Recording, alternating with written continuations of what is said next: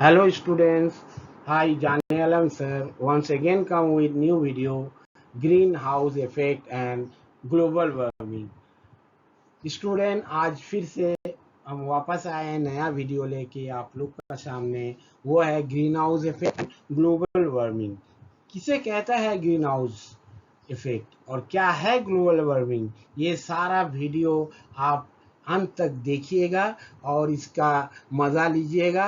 Don't leave the video. आप बीच से video से हटना नहीं। तो चलिए शुरू करते हैं आज का नया video, green house effect and global warming. What is green house? किसे कहता है green house? A house made of glass wall and glass roof which allow the sun's heat to go in freely but do not allow the inside heat to go out। ये green house एक किस्म का कांच का घर को बोला जाता है। वो ज़्यादातर ठंडे कंट्री जैसा स्विट्जरलैंड, इंग्लैंड में पेड़ मर जाता है तो वहाँ पर कांच का घर से पेड़ को बचाया जाता है। इसमें क्या होता है, कांच का घर में एयर को ट्रैप करके रखा जाता है, उसका चलते वो पूरा गर्म रहता है, पेड़ पौधा वो जिंदा रहता है। तो ये देखिए ग्रीन हाउस। और एक तो वीडियो में देखिए ये ग्रीन हाउस, ये सूरज से आ रहा है अर्थ में और अर्थ को चारों तरफ लपेट के रखा है ये कार्बन डाइऑक्साइड और ग्रीन हाउस गैस। उसी का चलते आज अर्थ में टेम्परेचर बढ़ रहा है। तो नेक्स्ट हम लोग देखेंगे ग्रीन हाउस गैस किसे कहता है। What are the main greenhouse gas? Carbon dioxide, methane are main greenhouse gas. Beside this, nitrogen dioxide and CFC. Carbon dioxide को और मीथेन का अलावा CFC नाइट्रोजन डाइऑक्साइड गैस को ग्रीन हाउस गैस कहा जाता है।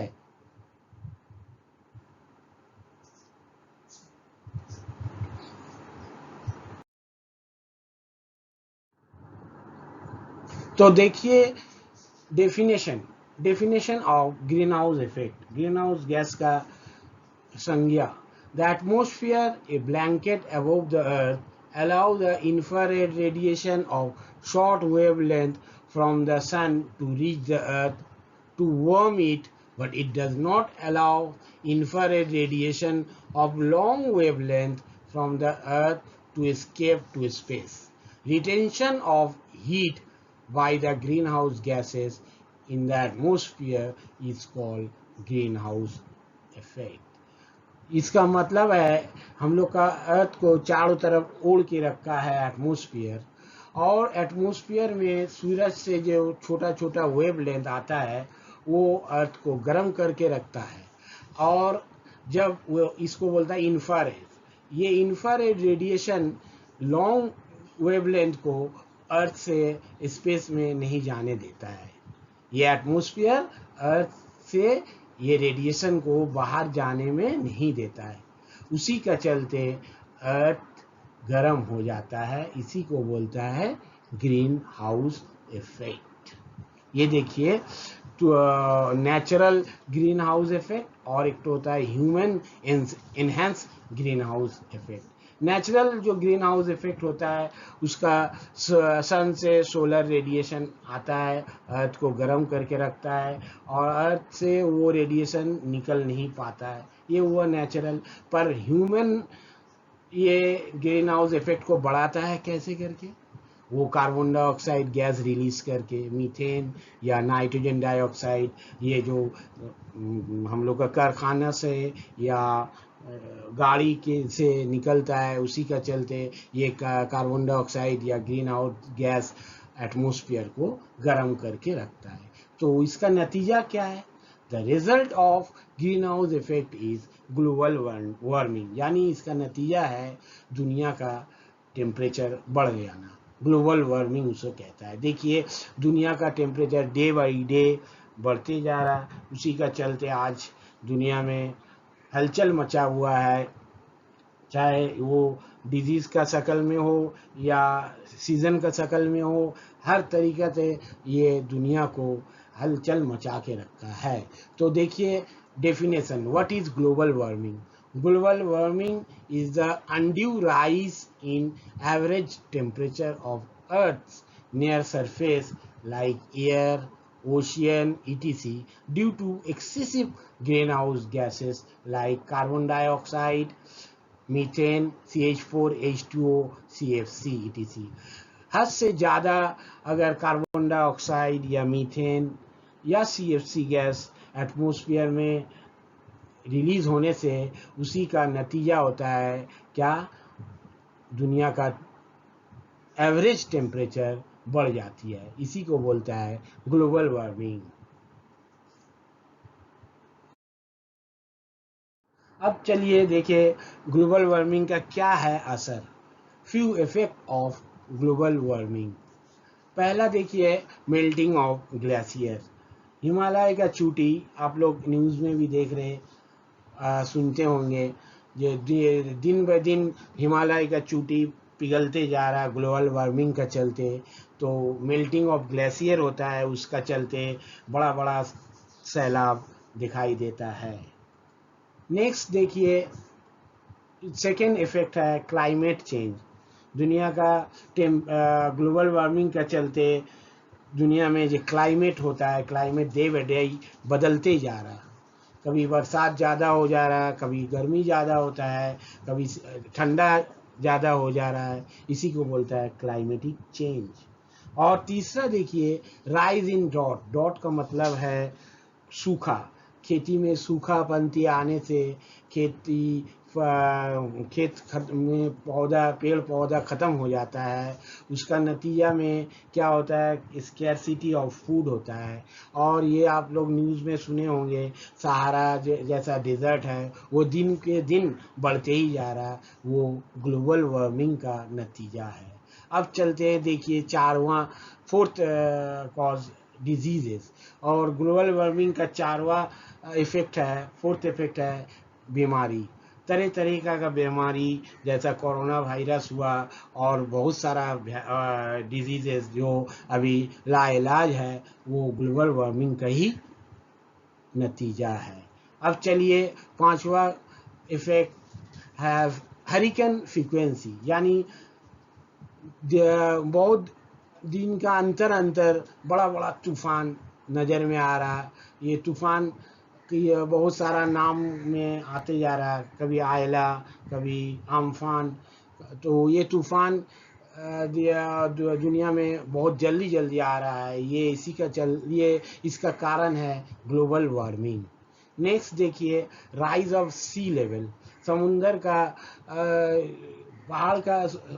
हिमालय पहाड़ चोटी गलने का चलते पानी समुंदर में आ रहा है, और इसी का नतीजा है समुंदर का पानी का लेवल बढ़ जा रहा है और सैलाब जैसा घटना हमेशा ही होते जा रहा है। अब देखिए और सारा इफेक्ट, जैसा इफेक्ट ऑन एग्रीकल्चर, खेती में इसका प्रभाव देखिए। ग्लोबल वार्मिंग में खेती का मर जाने का, खेत सूख जाने का एक डायग्राम आप देख रहे हैं। नेक्स्ट देखिए अनएक्सपेक्टेड हीट वेव। जो ये लू जो सुनते हैं, कभी कभी लू होता है, वो अनएक्सपेक्टेड होता है, जहाँ पर होना नहीं चाहिए तो वहीं पर लू जैसा घटना हमेशा आजकल सुनाई देता है। अगला देखिए फ्रीक्वेंट वाइल्ड फायर। जंगल में आग लग जाना आजकल का ये न्यूज़ का बहुत दिखाई मिलता है। फ्रीक्वेंट वाइल्ड फायर ब्राज़ील जैसा कंट्री में साल पर साल ये आग आज तक बुझ रहा नहीं है, वो आग बढ़ते ही जा रहा है और बढ़ते ही जा रहा है। ये ग्लोबल वार्मिंग का नतीजा है। नेक्स्ट देखिए सीवियर प्रेसिपिटेशन, यानी बारिश जब होता है तो इतना बारिश होता है, अनकंट्रोल बारिश, उसको इंग्लिश में बोला जाता है सीवियर प्रेसिपिटेशन। ये भी ग्लोबल वार्मिंग का नतीजा है।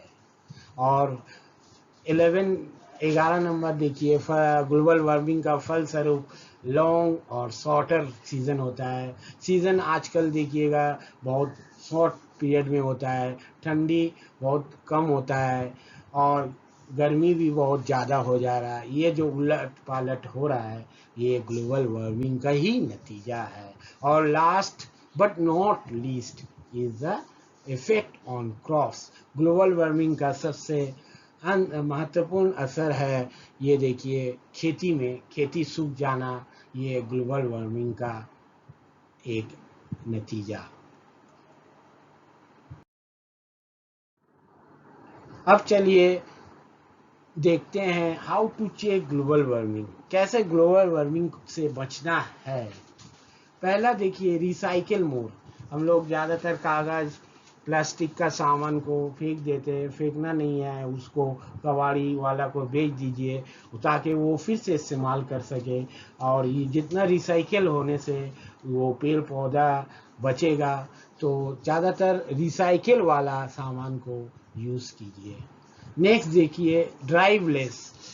ड्राइवलेस मतलब है try to avoid 4 wheeler car और petrol diesel car, so that it save the earth from carbon dioxide.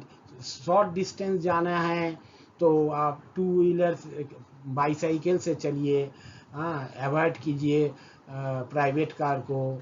ये पब्लिक कार में इस्तेमाल करने से आपका एटमॉस्फेयर में कार्बन डाइऑक्साइड का अमाउंट घटेगा, उससे ग्लोबल वार्मिंग बहुत सारा चेक होगा। नेक्स्ट देखिए switch to renewable energy. Renewable energy जैसा सोलर पैनल ज़्यादातर इस्तेमाल करना चाहिए। इससे क्या होता है, बिजली जो बनता है उसमें कार्बन डाइऑक्साइड होता है, पर सोलर पैनल से जो बिजली बनता है उसमें कार्बन डाइऑक्साइड गैस नहीं होता है, प्रदूषण बहुत कम होता है, वो ग्लोबल वार्मिंग को भी चेक करती है। नेक्स्ट देखिए प्लांट ट्री। ज़्यादा प्लांट को पेड़ पौधा लगाइए, इंग्लिश में उसको बोलता है एफॉरेस्टेशन।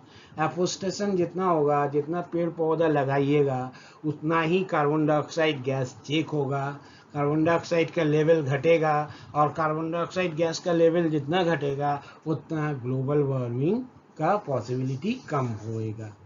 नेक्स्ट देखिए यूज एनर्जी एफिशिएंसी डिवाइस। इसका मतलब है आजकल फ्रिज, रेफ्रिजरेटर या एसी इंसान इस्तेमाल करता है, उसमें रेटिंग या स्टार लिखा हुआ रहता है, 5 स्टार 7 स्टार। जितना अच्छा रेटिंग होगा उतना एनर्जी कम यूज़ करेगा। तो इससे क्या होता है, जितना एनर्जी कम होगा कार्बन डाइऑक्साइड का लेवल उतना ही कम होगा। तो ये दिमाग में रखना चाहिए, use energy efficiency device. Next अगला देखिए turn off electronic device. Electronic device जैसा हुआ लैपटॉप, मोबाइल, ये सारी या टीवी, ये सब स्विच ऑफ करके रखना चाहिए जब वो इस्तेमाल नहीं होता है। घर से जब निकल जाए टीवी को ऑन ऑफ करके रखिए, मोबाइल को भी ऑफ करना चाहिए और लैपटॉप को भी ऑफ करके रखना चाहिए। इसमें कार्बन डाइऑक्साइड गैस का अमाउंट घटेगा और ग्लोबल वार्मिंग से हम लोग बच सकते हैं। और अंत में देखिए सबसे महत्वपूर्ण चीज़ है वो है स्प्रेड अवेयरनेस। यानी आप दुनिया में इसका बारे में जितना से जितना बोलिएगा, जितना स्लोगन लिखिएगा, ये देखिए बच्चा लोग सब स्लोगन लिख के रखा है, save our planet, save our world. तो इससे आदमी का अंदर जागरूक पैदा होगा और इसमें ग्लोबल वार्मिंग बहुत अंत तक चेक होगा। तो चलिए आज ख़त्म करते हैं मेरा वीडियो। तो कैसा लगा मेरा वीडियो आप हमको बताइए। Don't forget to like, share and subscribe my channel. Till then, bye. See you on the next video.